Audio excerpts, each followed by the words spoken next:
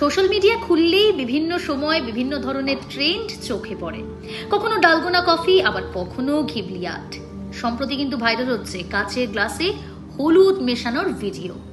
কিছুই না, 1 গ্লাস জলে হলুদ মিশিয়ে তার ভিডিও করে সোশ্যাল মিডিয়ায় পোস্ট করা হচ্ছে, আর তা নিমেষেই ভাইরাল। কি করতে হবে তার জন্য? 1 চামচ হলুদ নিতে হবে, একটি জল ভর্তি কাচের গ্লাস এবং মোবাইলের ফ্ল্যাশ লাইট। এই 3 নিয়েই ম্যাজিক দেখাচ্ছেন এবং সেই ভিডিও পোস্ট করছেন অনেকেই। আচ্ছা বলুন তো, আসলে ব্যাপারটা কি? নয়া এই ট্রেন্ডকে বলা হচ্ছে গ্লোয়িং ওয়াটার। রান্নাঘরের হলুদ, জল আর কাচের গ্লাস, এই 3টি উপাদান ব্যবহার করে এই ট্রেন্ডে গা ভাসাচ্ছেন অনেকেই। সোশ্যাল মিডিয়ায় ভাইরাল হওয়া এই ট্রেন্ডের ভিডিওতে অনেকেই লিখছেন এবার কিন্তু দাম বাড়তে পারে হলুদের। কিন্তু কিভাবে তৈরি হচ্ছে গ্লোয়িং ওয়াটার? প্রথমে একটি মোবাইলে ফ্ল্যাশ লাইট জ্বালিয়ে তাকে উল্টো করে রাখতে হবে।